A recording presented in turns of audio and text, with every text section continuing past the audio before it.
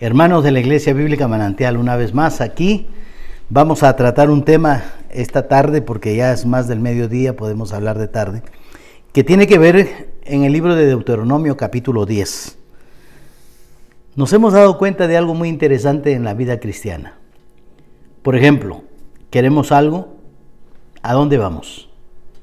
La Biblia dice que el Señor Jesucristo, en el libro de Hebreos, abrió un camino nuevo, por medio del cual podemos llegar al trono de la gracia de Dios, y la Biblia dice para alcanzar el oportuno socorro. Y nos acercamos al Señor pidiéndole una serie de cosas, solicitándole una serie de cosas, y ahí estamos. Pero mi pregunta esta tarde es, ¿en qué momento Él nos pide a nosotros algo? Porque siempre estamos nosotros pidiendo, agradeciendo por todo lo que Él hace por nosotros, pero ¿en qué momento Él pide algo de nosotros? Y déjeme decirle, Dios también nos pide, así como nosotros le pedimos a Él. Antes de entrar en este tema que nos atañe esta tarde, vamos a tener un tiempo de oración. Señor y Padre, te rogamos tu bendición, Señor, sobre este mensaje. Te pedimos, Señor, que abras nuestra mente, nuestro corazón, y que tu Santo Espíritu, Señor, nos traiga tu palabra, para que la podamos discernir, para que la podamos entender y aplicar a nuestra vida.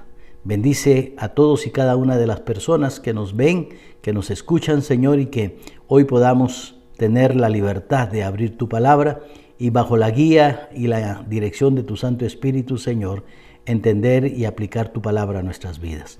Gracias, bendito Dios, por la bendición que nos das de todavía tener la libertad en este país, de poder hablar, extender tu palabra al mundo, Señor. Te damos gracias y te pedimos que tú nos controles, dirijas nuestros labios, que nos pongas en tus manos poderosas y seas tú quien nos guíe, Padre. Señor, que tengamos cuidado al mencionar algunos aspectos de tu doctrina, Señor, que lo hagamos siempre con ese cuidado y esa precaución necesaria para no poner, Señor, tu palabra sobre las mentiras, Señor, que muchas veces vemos. Que nos cuidemos, Padre, de mantener siempre la sana doctrina. Gracias, Padre. Bendice tu iglesia, te lo suplicamos y te damos gracias en el nombre de Jesús. Amén, Señor. Amén. Deuteronomio, capítulo 10, versículo 12. Dice así la palabra del Señor. Ahora pues, Israel, ¿qué pide Jehová tu Dios de ti? Sino que temas a Jehová tu Dios, que andes en todos tus caminos y que lo ames, y sirvas a Jehová tu Dios con todo tu corazón, con toda tu alma, que guarde los mandamientos de Jehová y sus estatutos, que yo te prescribo hoy para que tengas prosperidad.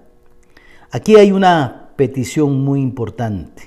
Primero vamos a anotar el versículo 12 que dice, ahora. Ahora. Recuerde algo muy interesante en la Biblia. En este momento es lo que está diciendo la Biblia. Si nosotros leemos la palabra como lo acabamos de hacer, encontraremos esta palabra ahora, en este momento. Si dentro de media hora volvemos a leer el mismo versículo, la misma palabra nos va a decir ahora. Siempre está en presente constante, continuo. Ahora, en este momento. No mañana, no algo que ya hiciste, no, ahora, fresco. En este momento, ahora pues Israel. Israel, no olvides, es un nombre propio. Es el nombre que Dios le puso a Jacob en el Antiguo Testamento, en Génesis capítulo 32. Dios le cambió el nombre a Jacob. Es interesante porque también en el Antiguo Testamento y en el libro de Génesis vemos dos personas más a quien Dios le cambia el nombre. Y el cambio es muy significativo. Abraham, por ejemplo. Él originalmente era Abram y Dios le cambió por Abraham. Sarai era su primer nombre y Dios se lo cambió por Sara. Israel era originalmente Jacob y Dios en Génesis capítulo 32 se lo cambió por Israel. ¿Qué quiere decir esto? Que Dios nos cambia el nombre porque esto es un cuadro, una figura de lo que Él originó en nuestras vidas. Somos una nueva criatura. Somos una nueva persona. Hay un cambio, y no solamente de nombre, sino un cambio radical en nuestra vida espiritual. En el libro de Apocalipsis capítulo 2, cuando el Señor habla a la iglesia de Pérgamo, dice que uno de lo que va a hacer el Señor por los que vencen en la iglesia de Pérgamo es que les va a dar una piedrecita, y en la piedrecita blanca su nombre escrito, grabado, un nombre nuevo, dice. O sea, estos son cuadros para entender que la Biblia dice: de modo que si alguno está en Cristo, nueva criatura es. Entonces aquí en Deuteronomio capítulo 10, el Señor empieza diciendo en el versículo 12, ahora pues Israel.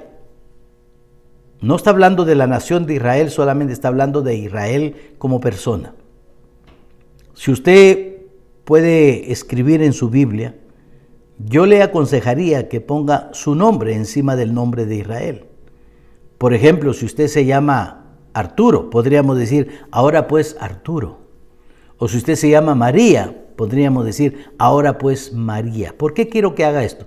Porque esto quiero que lo personalice. Quiero que lo haga como suyo, se apropie de eso.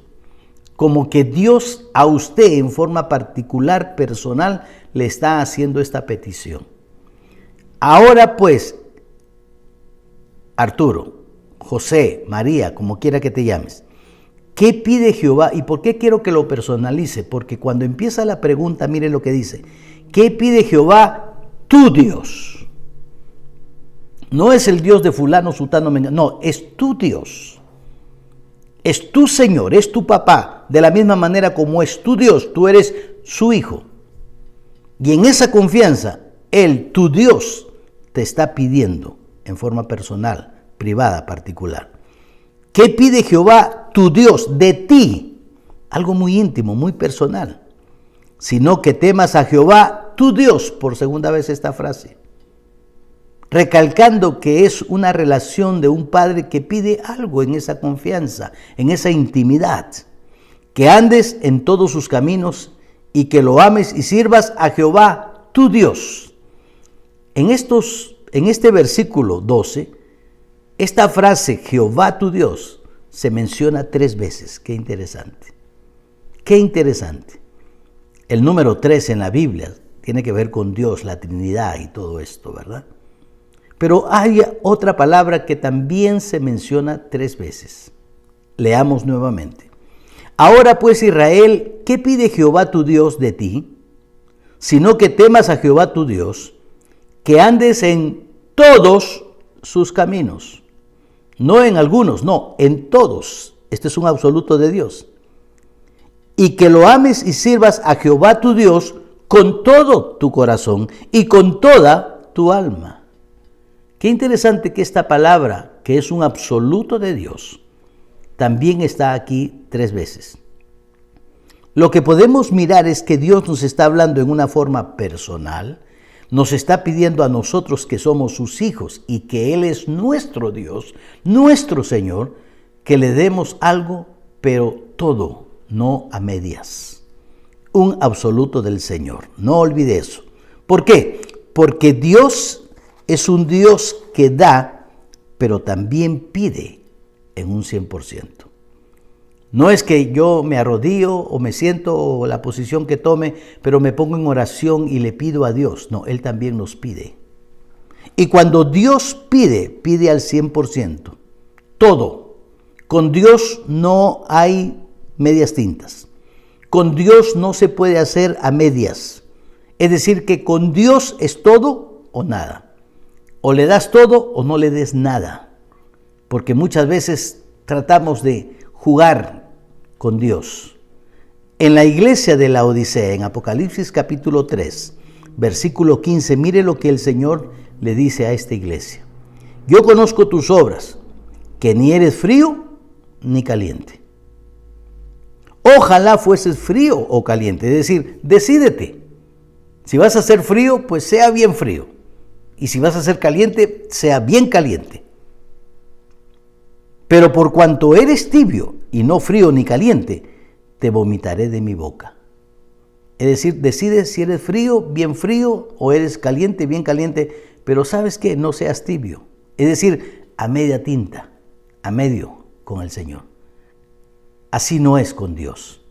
Con Dios es todo o nada. Si no le vas a dar todo, no le des nada.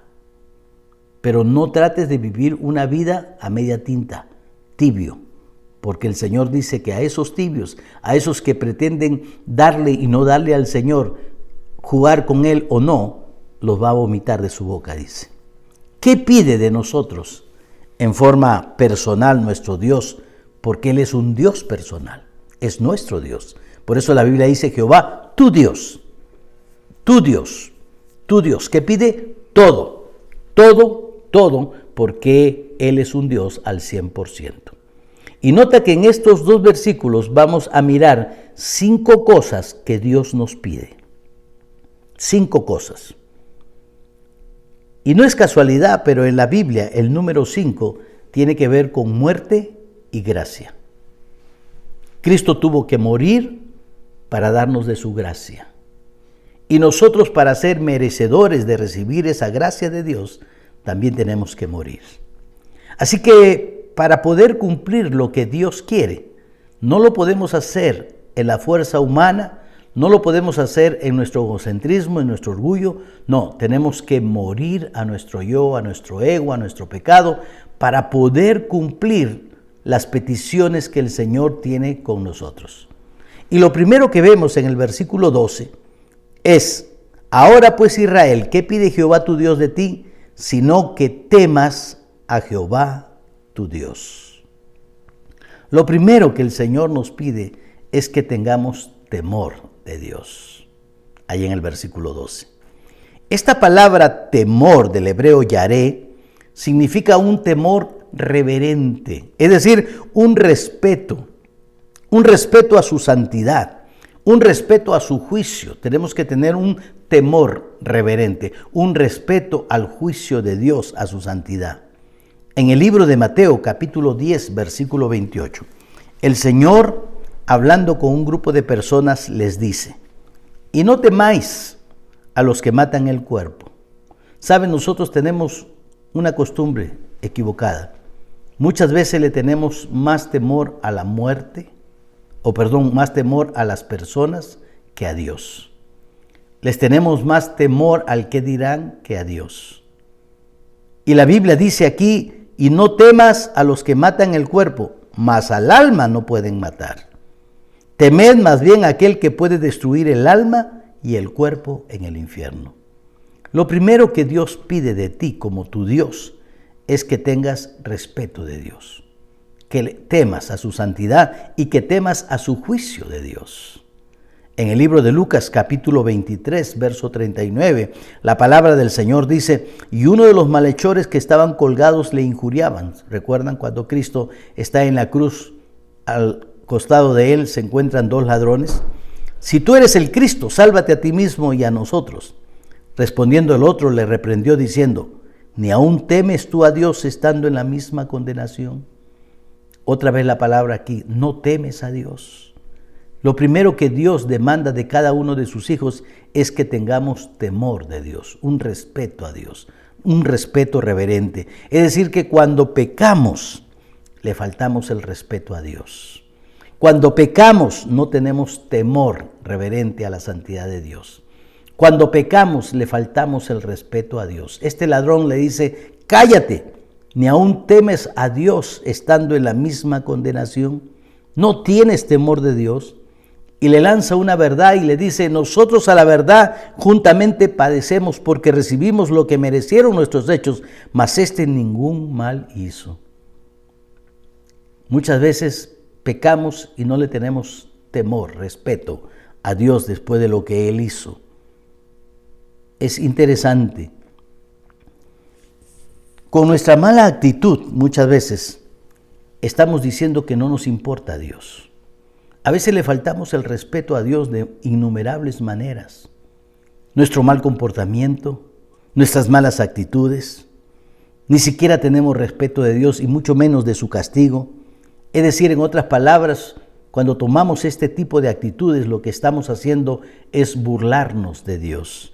Gálatas capítulo 6 nos recuerda algo muy importante, el capítulo 6, versículo 7. Pablo dice, no os engañéis, Dios no puede ser burlado, pues todo lo que el hombre sembrare, eso también segará. Dios no puede ser burlado. Necesitamos cada uno de nosotros tener temor de Dios. El versículo 8 dice, porque el que siembra para su carne, de la carne segará corrupción, mas el que siembra para el Espíritu, del Espíritu segará vida eterna. Hermanos, ¿qué pide Jehová tu Dios de ti? Que temas a Jehová tu Dios, que respetes a Jehová tu Dios. Y muchas veces cuando pecamos, le faltamos el respeto a nuestro Dios, no solo a su santidad, sino también a su juicio, porque ni siquiera tenemos temor de Dios. Seguimos en el versículo 12 para mirar lo segundo que Dios quiere después de decirnos que temas a Jehová tu Dios, que andes en todos sus caminos. Y resalto sus caminos porque no son tus caminos, sino son los caminos de Él. Lo segundo que Dios demanda de nosotros y quiere de nosotros, nos pide a todos nosotros que andemos en todos sus caminos. Es decir, que cuando la Biblia habla de andar en todos los caminos, está hablando de un estilo de vida, vivencias, que tienen que ser iguales que la del Señor, en todos los caminos del Señor. Esta palabra, andar, del hebreo halak, quiere decir que debemos andar continuamente alejados del pecado y crecer espiritualmente.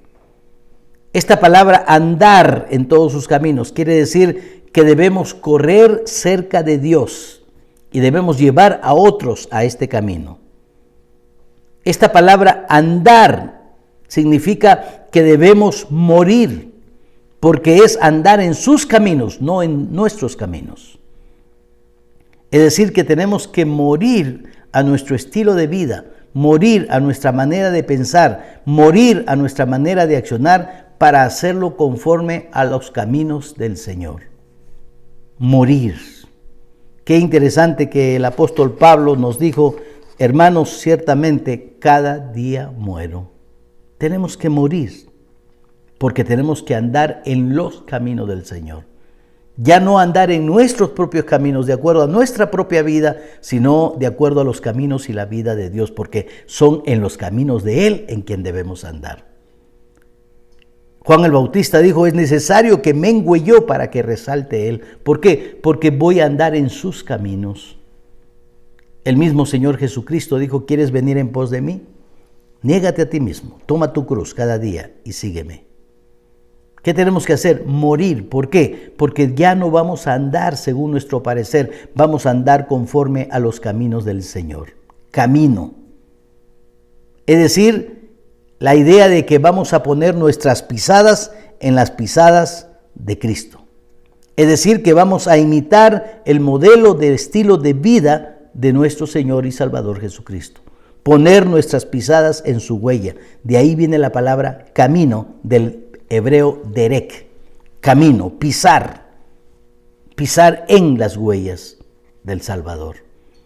Imitarlo es en otras palabras. Y nota algo bien interesante, que andes en todos sus caminos. Ya hemos dicho que esta palabra todo implica un absoluto de Dios, al 100%, sin salirse de ellos, porque Dios sabe que los caminos del hombre, es decir, el modelo de vida del hombre no le agrada, porque es un camino equivocado. Mire Proverbios 14:12, dice, hay camino que al hombre le parece derecho, pero su fin es camino de muerte.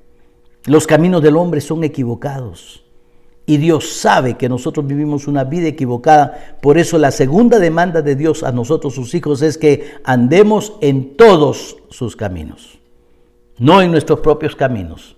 No en la manera como yo quiero andar, no, es como Dios quiere. Yo no lo voy a hacer a mi manera, es como Dios quiere. ¿Por qué? Porque yo voy a andar en sus caminos, en los caminos de Él. Es decir, voy a poner mis pisadas en sus pisadas. Él es el modelo de vida que yo voy a imitar, porque la Biblia nos demanda que debemos andar en todos sus caminos. Proverbios capítulo 10, verso 17. Nos enseña por qué es que no podemos vivir en nuestros propios caminos. Camino a la vida es guardar la instrucción, pero quien desecha la reprensión yerra.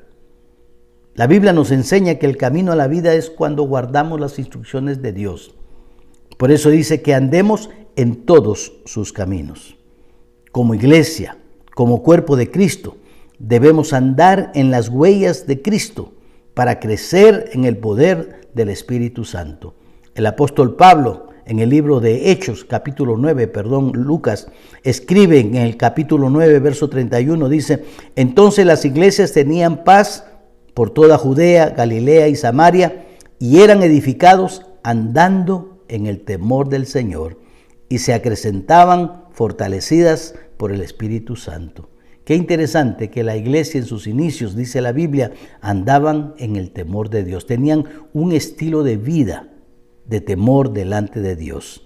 En 1 de Juan 2:6 dice: el que dice que permanece en Él debe andar como Él anduvo. Por eso el segundo requisito del Señor es que andemos en todos sus caminos. El que dice que permanece en Él debe andar como Él anduvo.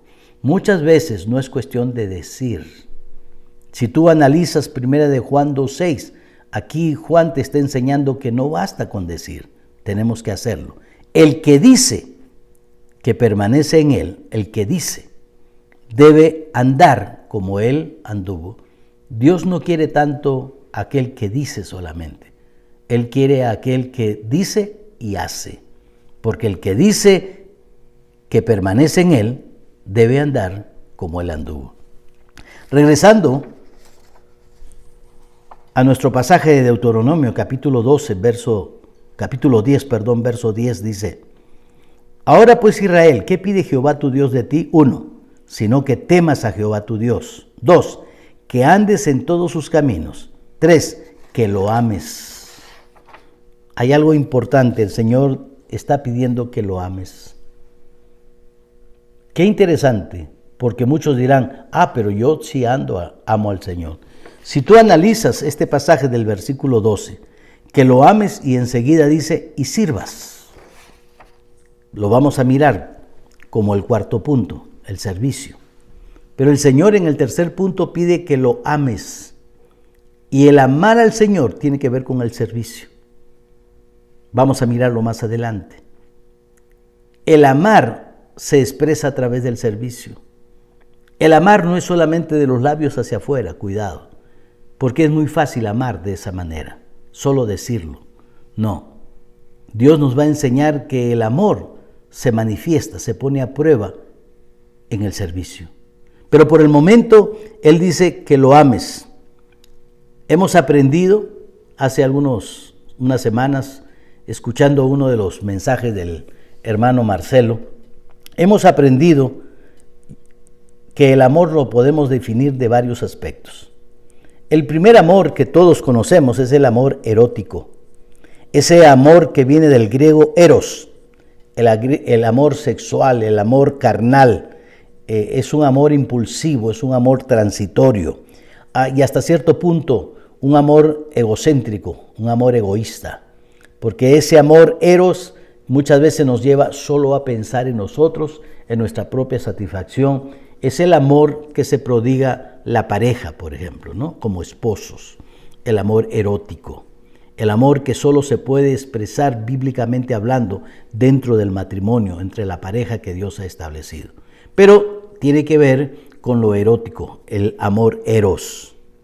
También podemos hablar del amor filio, el amor filial, que viene de filiación, de unión, filius, que tiene que ver con una relación de padre a hijo o una relación entre hermanos, una relación de fidelidad entre padres, hijos, hermanos y demás familias, el amigo, ¿no? El compañero, un amor filial. En algunos casos es transitorio, en algunos casos el amor filial es convenido, porque a veces nos conviene hacer amistad con ciertas personas. Esa es otra forma de amar a las personas. Número 1, el amor erótico. Número 2, el amor filial. Y número 3, aunque hay una cuarta definición, pero voy a quedarme con el número 3, el amor ágape. ¿Qué quiere decir el amor ágape? El amor que es el amor de Dios, que es un amor interminable, que habla de una relación perdurable, una relación sin egoísmo, una relación que produce paz, que produce fiesta. La palabra ágape viene de la palabra banquete, que estamos de fiesta constantemente, ¿no? Y que podemos convidar y comer juntos y poder participar. Hay una característica muy interesante, si usted analiza la Biblia, en las relaciones. Para el judío o para la persona de Medio Oriente, el invitar a una persona a comer en su casa es símbolo de un aprecio muy, pero muy grande. Esas personas solo invitan a sentarse a la mesa de su hogar a las personas a quienes tienen un aprecio muy significativo. Así nomás es bien difícil que te inviten a la mesa. Por eso esta característica de cenar juntos es importante en la Biblia. En el libro de Génesis, allá por el capítulo 18, dice la palabra del Señor hablando de Abraham, que recibe a estos 3 varones con vestiduras blancas, y uno de ellos es el Señor Jesucristo antes de la encarnación. Y cuando usted ve el relato, Él le pide que no pase de su siervo. Y cuando deciden estos 3 varones quedarse, entre ellos Cristo, antes de ser encarnado, vemos que Abraham se desespera, manda a matar un animal, manda a preparar panes, manda a traer queso, es decir, prepara una mesa para sentarlos a comer juntos. Y al término de este relato dice que van debajo de un árbol y comen juntos. ¿Por qué? ¿Qué nos enseña esa costumbre cultural? Nos enseña esa relación tan íntima, ese amor ágape, ese amor que todo lo da, ese amor desinteresado, ese amor que viene del amor de Dios. Y cada vez que vemos este amor ágape, vemos a Dios buscando tener relación con el hombre pecador, cenando con él. En la mesa es importante. Por eso en Apocalipsis vemos este banquete que Dios nos da en Apocalipsis capítulo 3, verso 20. Dice, he aquí yo estoy a la puerta, dice Cristo. Este versículo, mal usado, en su contexto, no tiene que ver nada con el pecador ni con la salvación. Muchas veces lo usamos cuando testificamos o presentamos el plan de salvación a algún incrédulo y le decimos, ¿sabes? El Señor en este momento está a la puerta de tu corazón tocando, queriendo entrar a Él. Aunque eso es verdad, porque la salvación implica que Cristo sea invitado a tu corazón. Pero en este versículo no es así, eso está fuera de contexto. Realmente este versículo en su contexto está hablando que la iglesia tiene a Cristo, aquel que murió por la iglesia, lo tiene parado fuera de la iglesia, del templo. Y Él está tocando la puerta para querer entrar porque la iglesia ha perdido su relación, su amor ágape con Dios. Y entonces Cristo dice, yo estoy a la puerta y llamo, si alguno oye la voz y abre la puerta, entraré a Él y cenaré con Él y Él conmigo. Entraré, haré compañerismo, haré relación, haré un amor ágape. Que lo ames es lo tercero que Dios quiere, que nos pide.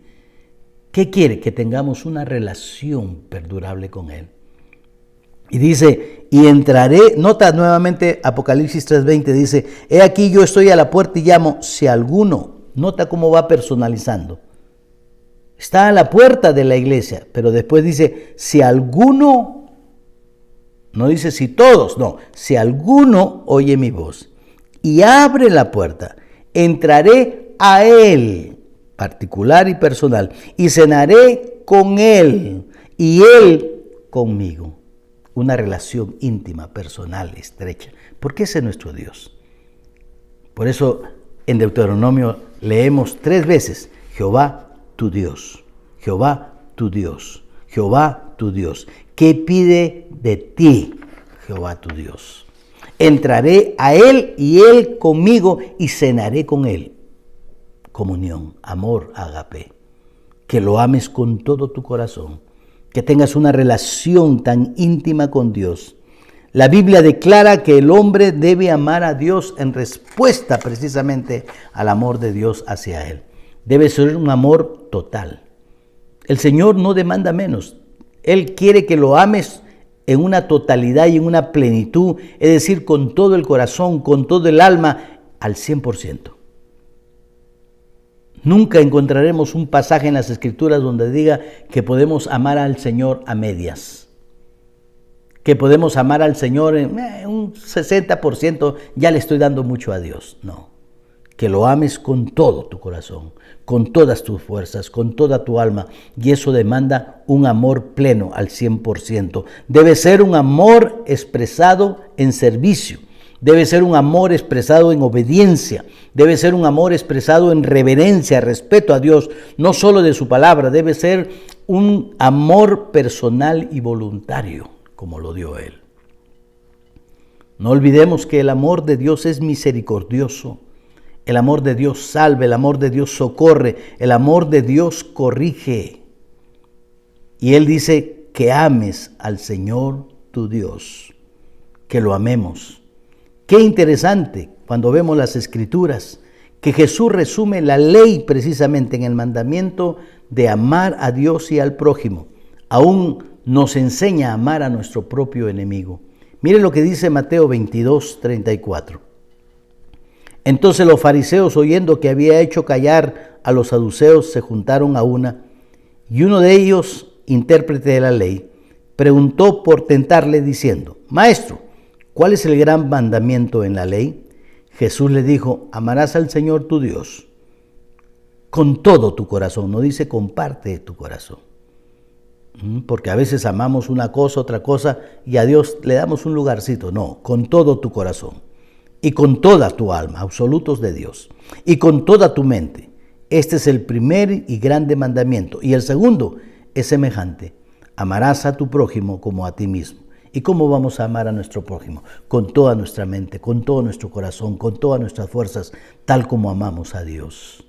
Qué interesante que cuando el Señor habla de amarle a Él, también implica el amar a nuestro prójimo.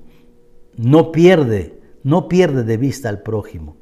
En el libro de Mateo 5:44 dice: pero yo les digo, amen a sus enemigos, bendigan a los que les maldicen, hagan bien a los que les aborrecen y oren por los que les ultrajan y les persiguen.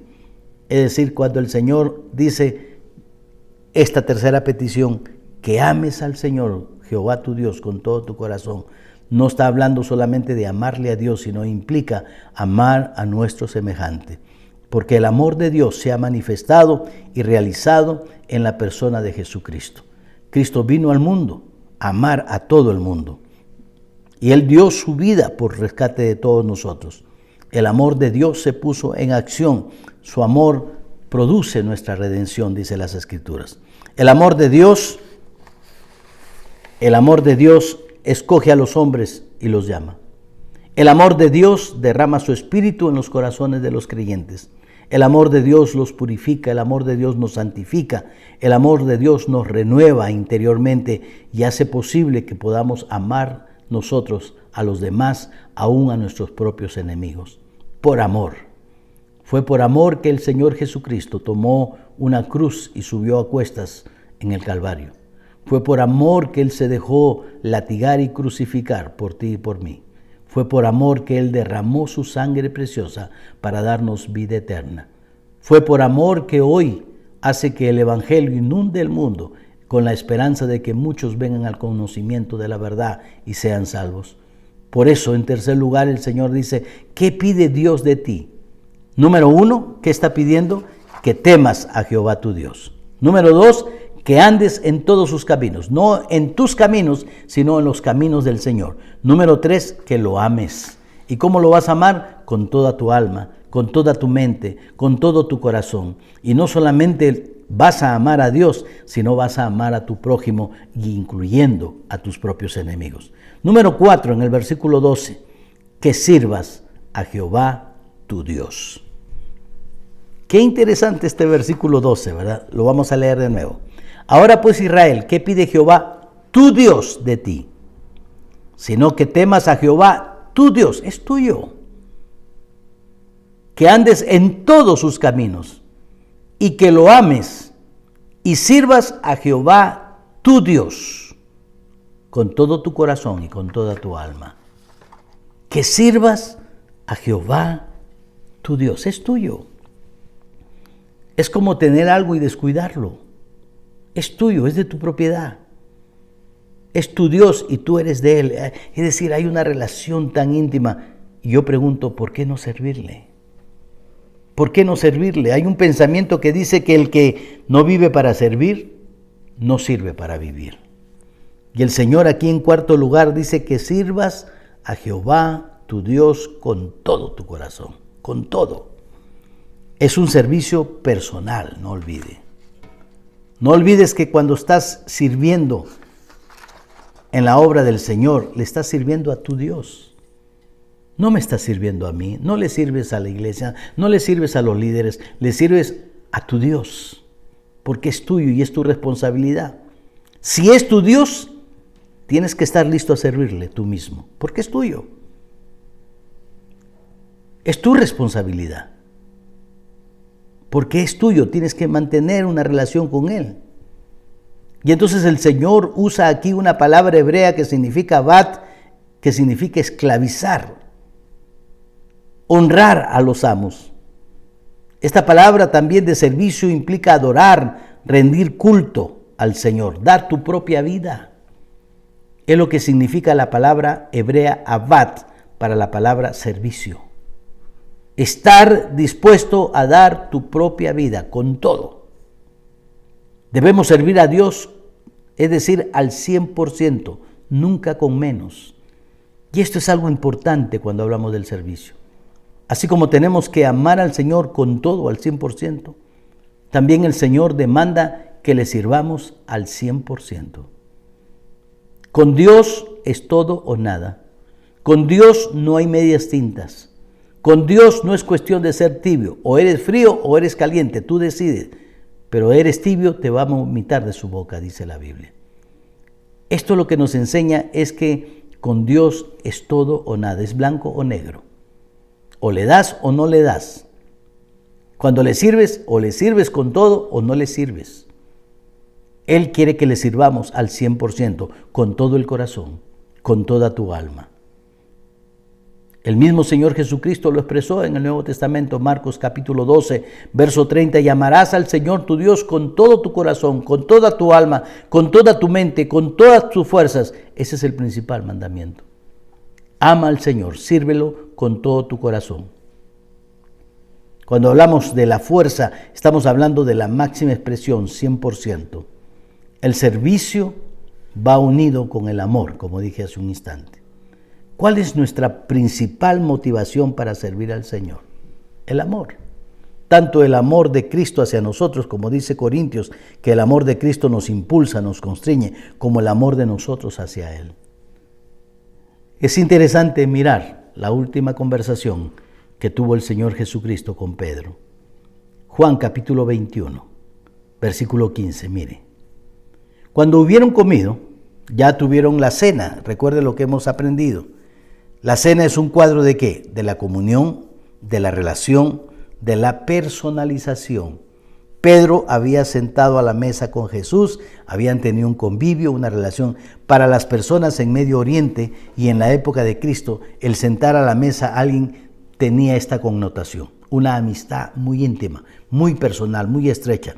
No se sentaba uno a la mesa con cualquier persona, no, tenía que ser una persona especial, una persona a quien amara con mucho cariño y tuviera un apego y una comunión tan íntima y personal.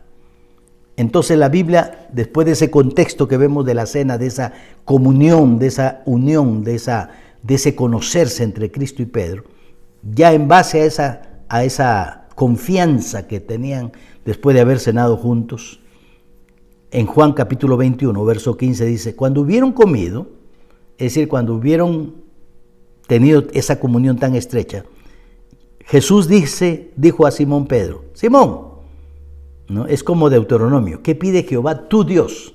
Simón, hijo de Jonás, ¿me amas más que estos? Le respondió, sí, Señor, tú sabes que te amo.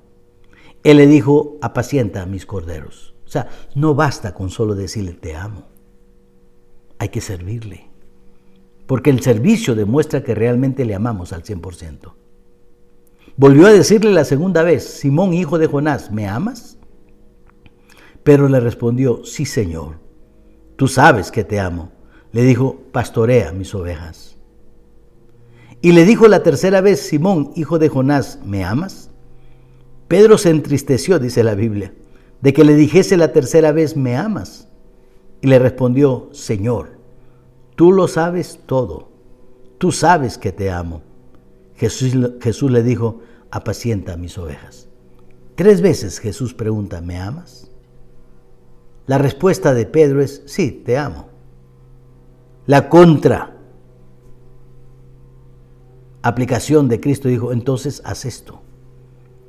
Parafraseando la Biblia, lo que Cristo está enseñándonos es que si tú dices que me amas, muéstramelo con tus hechos, muéstramelo con las acciones que haces, muéstrame sirviéndome, porque una cosa es amar al Señor de labios y otra cosa es amar al Señor verdaderamente, expresado a través del servicio a Dios.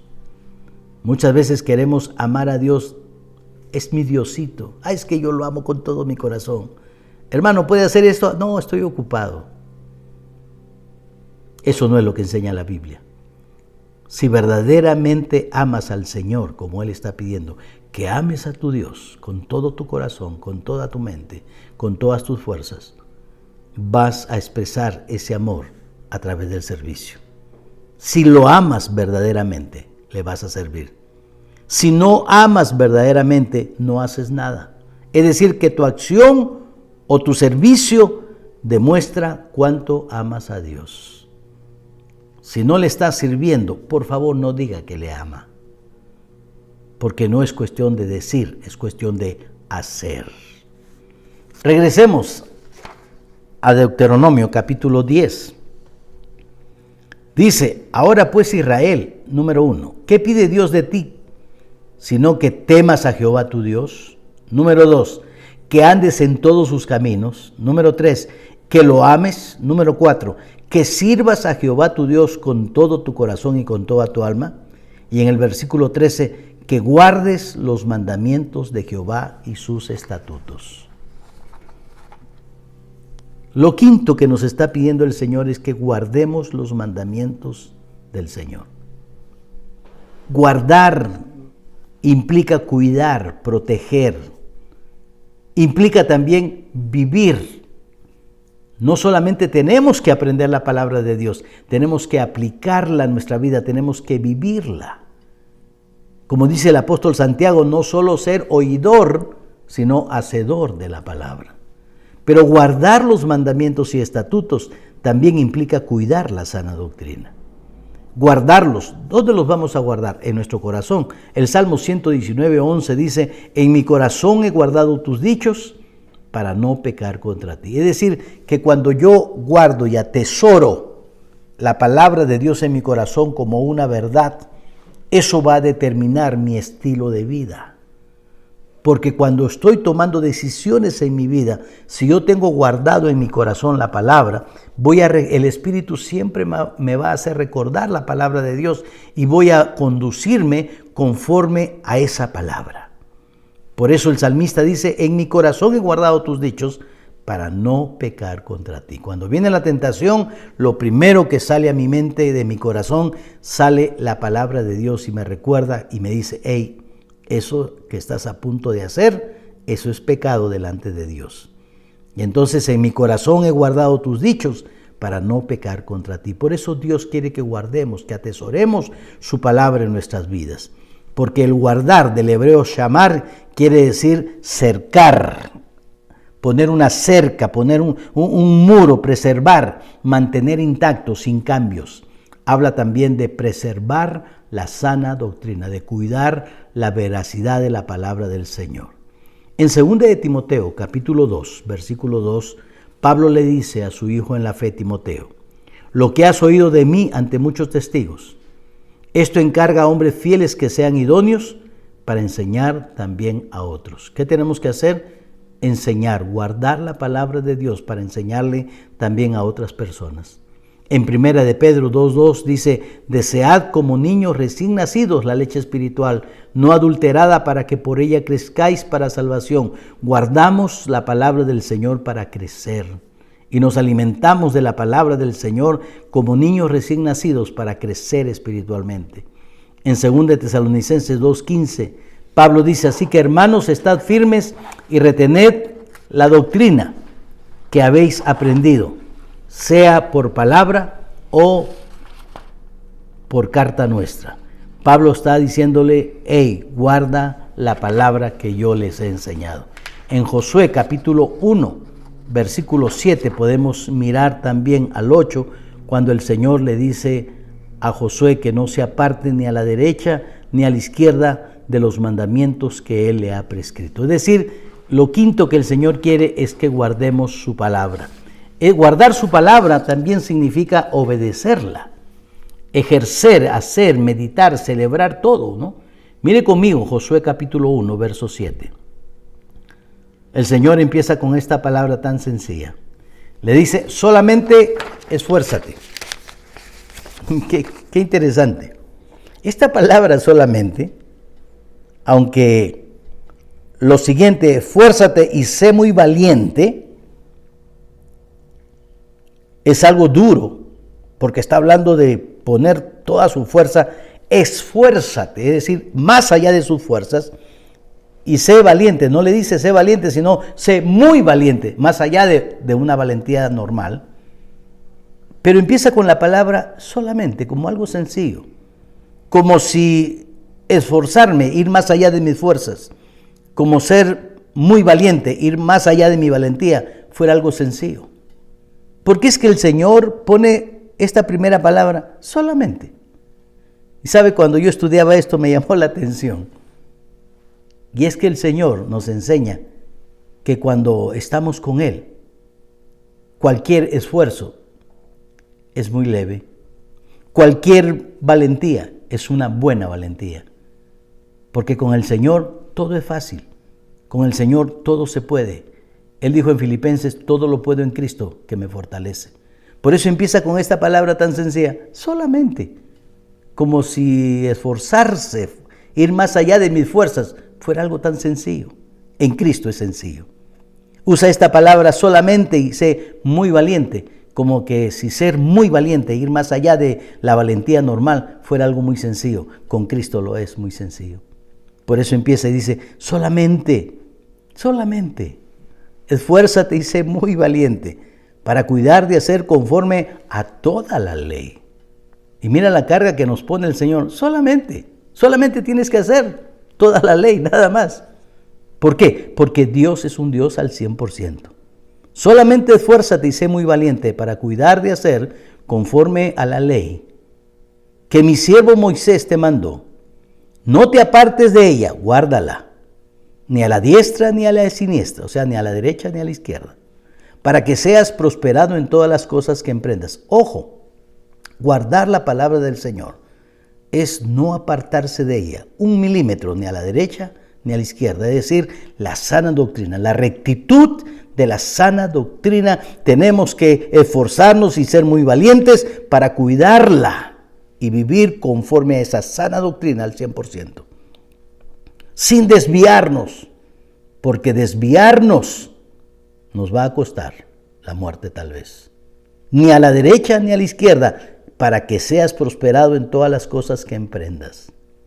Nunca se apartará de tu boca este libro de la ley, sino que de día y de noche meditarás en él, para que otra vez guardes y hagas conforme a todo, 100%, lo que en él está escrito, porque entonces, solo entonces, harás prosperar tu camino y todo te saldrá bien. El Señor, cuando dice que Jehová te pide que guardes todos sus estatutos y toda su palabra, es porque Él tiene un premio para ti. Dice que harás prosperar todas las cosas que emprendas, termina el versículo 7. Y el versículo 8 dice al final, porque entonces harás prosperar tu camino y todo te saldrá bien. ¿Cuándo? Cuando aprendas a guardar la palabra de Dios. Y sabes que para guardarla, para mantener esa doctrina firme, se necesita esforzarnos y ser muy valientes. Solamente tenemos que hacer eso. Solamente esforzarnos, ser muy valientes y solamente hacer el 100% de la ley, de la palabra de Dios. Lo podemos hacer con Cristo, sí. Es muy sencillo. El mandamiento es un mandato, por supuesto, imperativo. Es un mandato sin opción alguna. Es orden de parte de Dios. Mire qué interesante. Ahora pues, Israel, Marcelo, ahora pues, fulano de tal, ahora pues, Víctor, ahora pues, quien quiera que seas. ¿Qué pide Jehová tu Dios? Me gusta porque lo personaliza, porque nuestro Dios es un Dios personal. Es tuyo, es mío. Es tu Dios. De nada sirve que sea el Dios de fulano, no te sirve, ni te ayuda. Es necesario que sea tu Dios. Si tú realmente tienes a Cristo en tu corazón, Él es tu Dios. Es como cuando el salmista dijo en el Salmos 23, Jehová es mi pastor. De nada le hubiera servido a David decir, Jehová es el pastor de mi amigo, Jehová es el pastor de mi hermano. A él no le servía. A él le servía decir, Jehová es mi pastor, es mío. Dios es tu Dios. De nada te sirve que sea mi Dios, el Dios de fulano, sutano, cuando no es tu Dios. Entonces, si tú consideras que Jehová es tu Dios, tienes 5 responsabilidades. Si no es tu Dios, olvídate de estas responsabilidades. Pero si realmente es tu Dios, Él te está pidiendo. ¿Qué pide? Que temas a Jehová tu Dios, que lo respetes, que sepas que cada vez que pecas le estás faltando el respeto a Dios. Que temas a Dios, que respetes a Dios, que respetes su juicio. Número 2, que andes en todos sus caminos. Para andar en los caminos del Señor tienes que morir a tus propios caminos. Tienes que morir a tu yo, a tu ego, a tu pecado, a tu egocentrismo. Tienes que menguar cada día, porque no vas a andar más en tus propios caminos, sino en los caminos de Él, en los que Él ha diseñado para ti. Que lo ames. ¿Y cómo lo vas a amar? Superficialmente, no, con todo el corazón, con todas tus fuerzas, con toda tu mente, con todo. Y ese amor se establece en la cuarta petición, que le sirvas a Jehová con todo tu corazón, con toda tu alma. Amar y servir van de la mano. No puedes decir que amas al Señor si no expresas ese amor a través del servicio.